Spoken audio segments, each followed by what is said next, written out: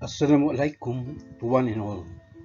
Welcome back to Sir Caleb's Physics and Chemistry tutorials for high school students. Today's episode is a revised edition of a past upload on semiconductors focusing on rectifying diodes. What is the difference between a half wave and a full wave rectification? You'll find this out before the video ends, so just hang on, watch and learn.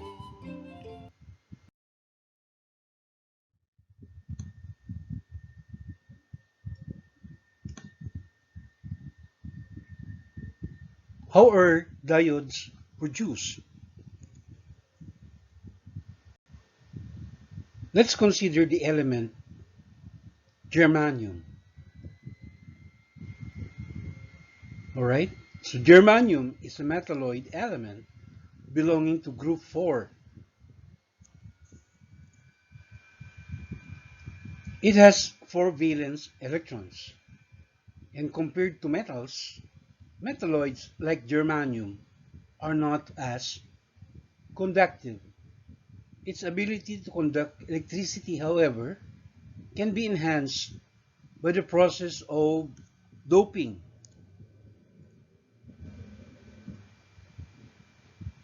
Doping means adding small quantities of impurities such as arsenic or gallium. Supposing we use gallium as the doping impurity.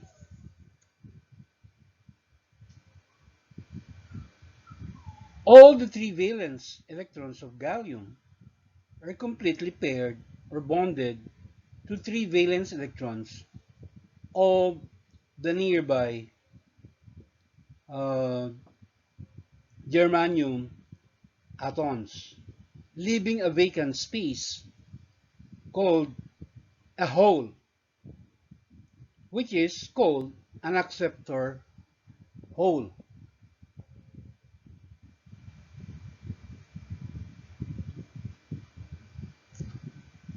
In a p-type semiconductor,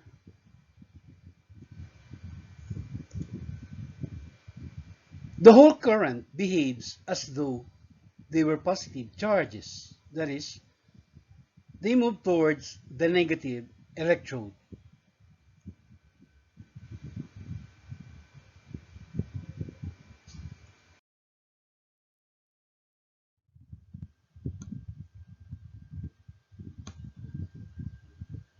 Supposing we use arsenic as the doping impurity with its 5 valence electrons, all right, only 4 electrons are bonded to the electrons of the nearby germanium atoms, leaving behind one unpaired electron, right?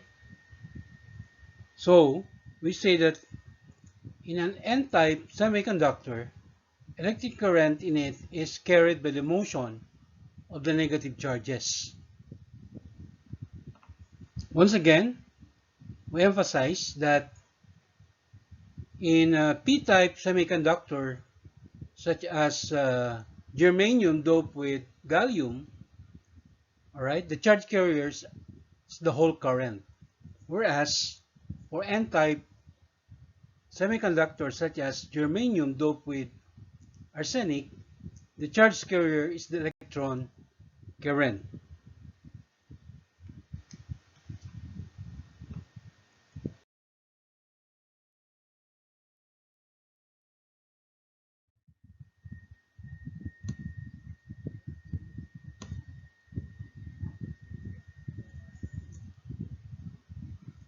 So, when a p-type semiconductor material and an n-type semiconductor material are joined together physically,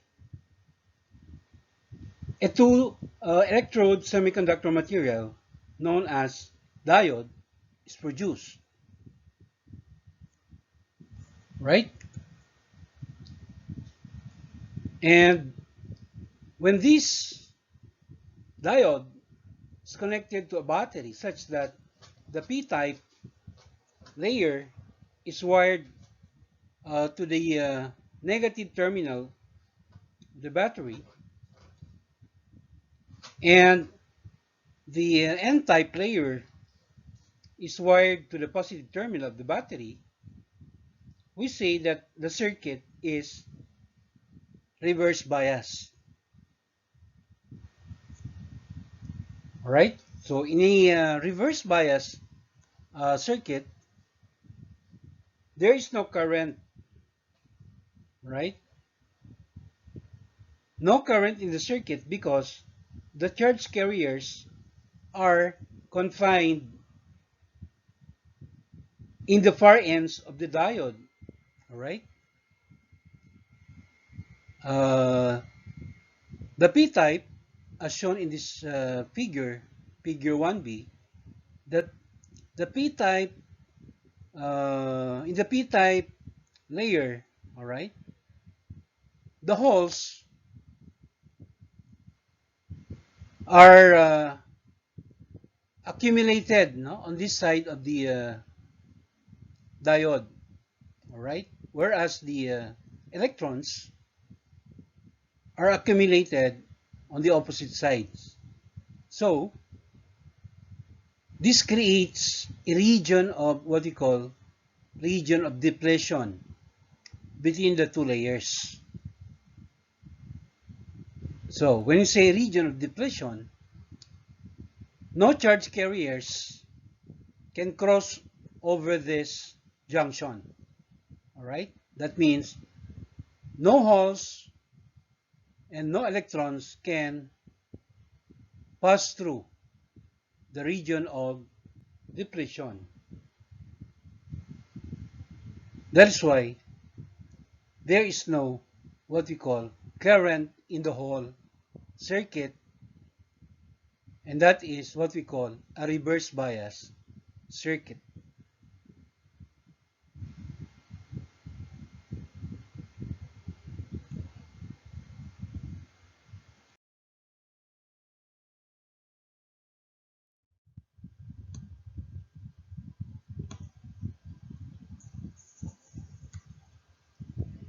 In a forward bias circuit, however, all right, the p-type layer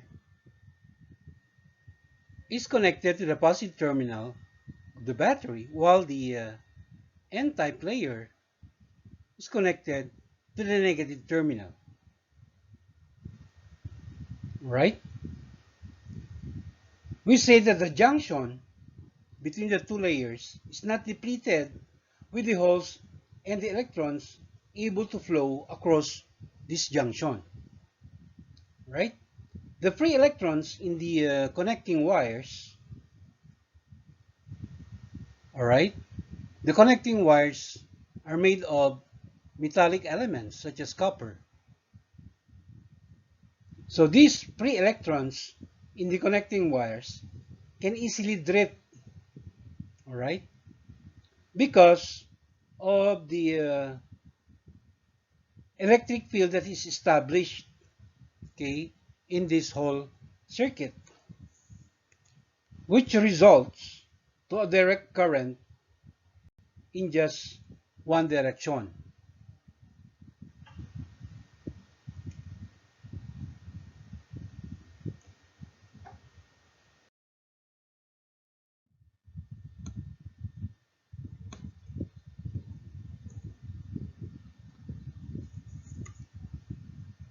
An important function of a diode is to rectify or convert an alternating current to a direct current. As such, it is termed a rectifying diode. And physically, a diode is a small uh, black cylindrically shaped tube, right? The gray stripe at one end represents its negative polarity. Its electrical symbol, right, suggests that the arrow is being directed from positive to negative.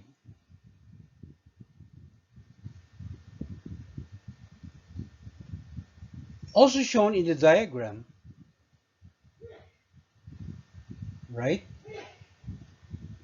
is a what we call a type of full wave rectifier, okay, more commonly called a bridge rectifier.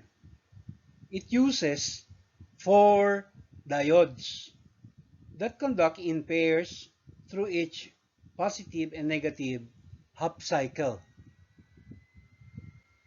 And this results to a direct current into the load in just one direction at any instant of the cycle.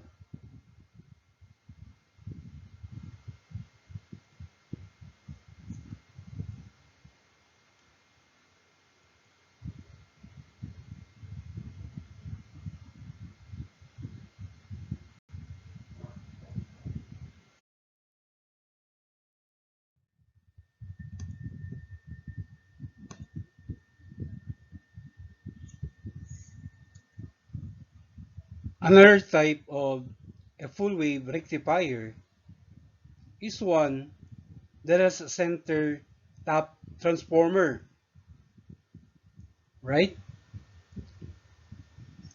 So this type of full wave rectifier uses only two diodes, okay?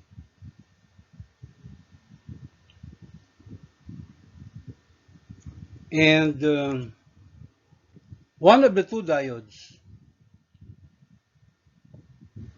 remains in conduction in both of the half cycles. At any point in time, only one of the diodes is forward biased, and this allows for continuous conduction through the load, as illustrated in the diagram, right? If in the first cycle, a positive current passes through diode number 1, which, right, is forward bias, right? A direct current passes through the load in one direction, positive to negative, right? And during this first cycle, the negative current, right, is blocked by diode number 2, since it is reverse bias, right? But in the second half cycle, the positive current can now pass through diode number 2, right? That means the current that passes through this second diode is already uh, in a forward bias, all right, relative to diode number 2, right? So a direct current can also pass through the load in the same direction, positive to negative. Therefore, we say that at any given time, right? At any given time, the output current is direct current or DC, and it is unidirectional. So, question. For full wave rectification, which do you think between the bridge rectifier and the one with center tap transformer is more preferred in most electronic applications nowadays? The answer is, it is the bridge rectifier, because they are much cheaper.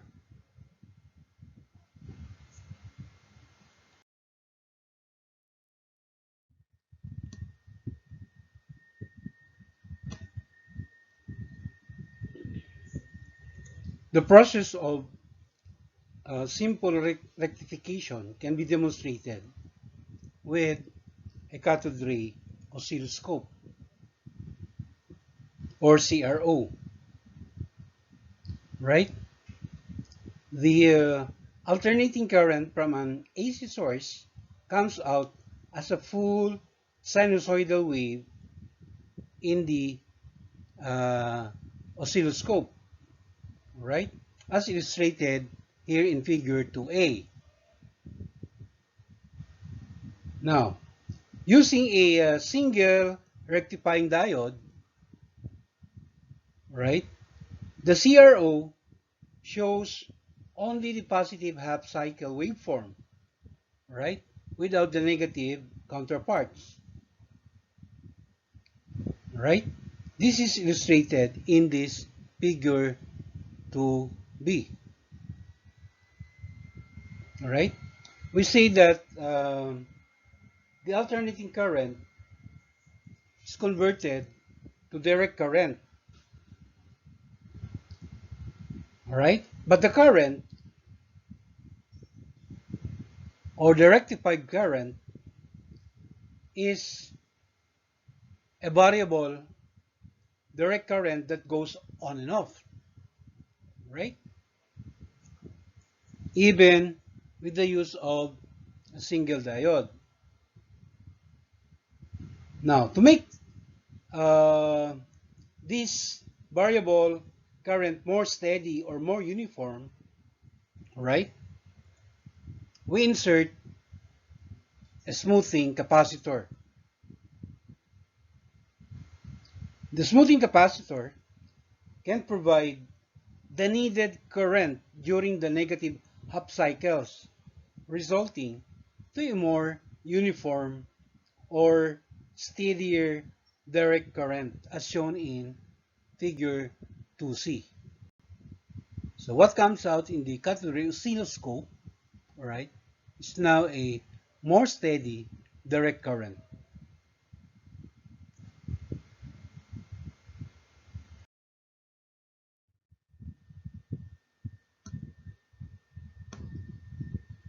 Checking your understanding, let's now answer question number 1.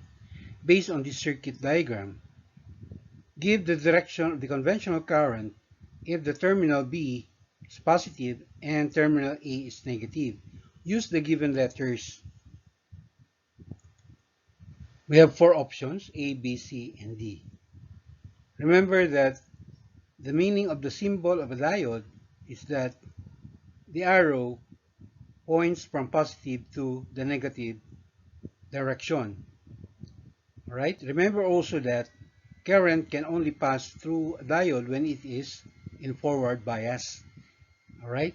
It cannot pass through a diode that is reverse bias. Alright, so what's our answer? Correct answer is, of course, option A. Starting at point B when the current is positive, so the current can pass through point C, all right, and goes to point G. It cannot go to point D because this diode here is reverse bias. Okay, the current cannot also go to what you call point F because it is also reverse bias. So the only way for the current to move is from point G, then to point H, point D, all right? And since this particular diode is also forward bias, current can pass through it, all right? And it goes to point E and finally to point A, which is option letter A.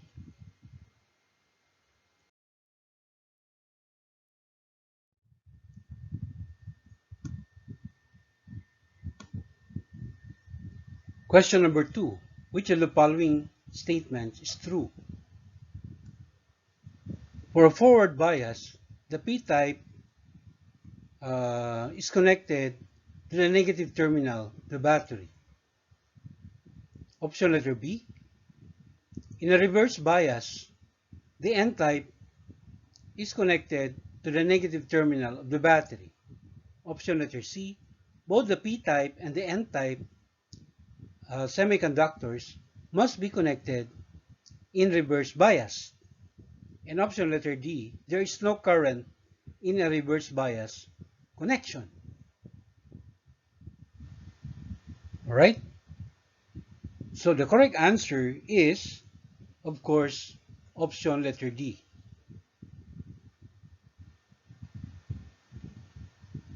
No current, or there is no current in a reverse bias connection.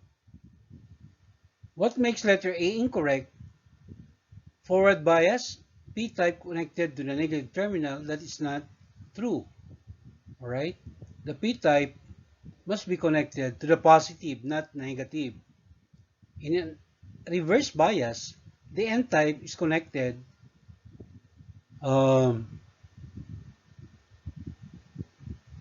to the positive terminal, not the negative terminal of the battery. And of course, letter C is also an incorrect answer.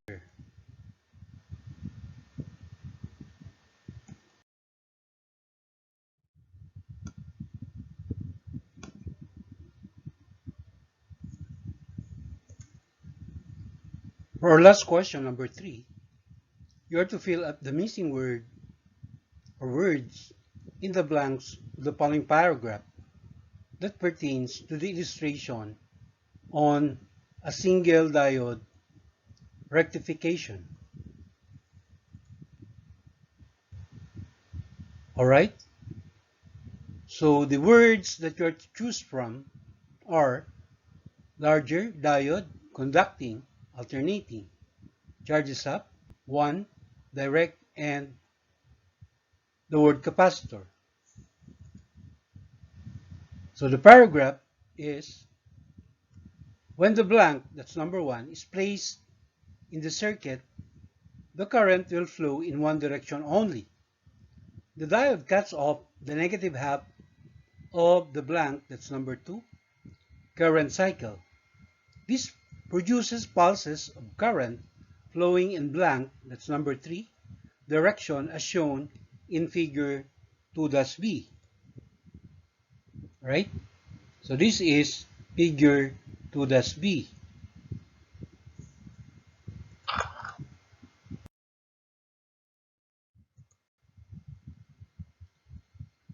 This is fine for something like a car battery charger, but not for power supplies, for radios, and compact discs. These need a much more steady blank, that's number 4, current. This circuit, shown in figure 2C, uses a smoothing blank, that's number 5. When the diode conducts, the capacitor blank, that's number 6. When the diode is not blank, that's number 7, charge flows from the capacitor to maintain the current. A blank, that's number 8 capacitor gives a better smoothing effect because it can store more charge. So this is figure 2C.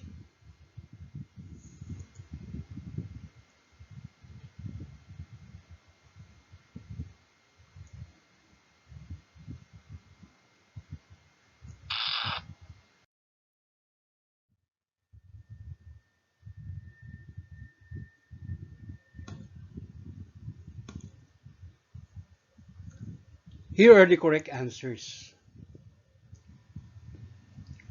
When the diode, that's number 1, is placed in the circuit, the current will flow in one direction only. The diode cuts off the negative half of number 2, alternating current cycle. This produces pulses of current flowing in one direction, that's number 3, as shown in figure 2-B above. This is fine for something like a car battery charger, but not for power supplies for radios and compact discs. These need a much more steady, number 4, direct current. This circuit, shown in figure 2C, uses a smoothing, number 5, capacitor.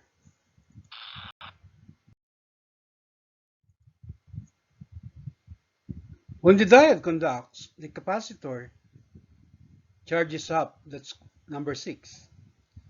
When the diode is not conducting, that's number 7, charge flows from the capacitor to maintain the current. A larger capacitor, that's number 8, gives a better smoothing effect because it can store more charge. And that concludes my tutorial presentation for this topic. Till the next episode, mabuhay, Masya Allah.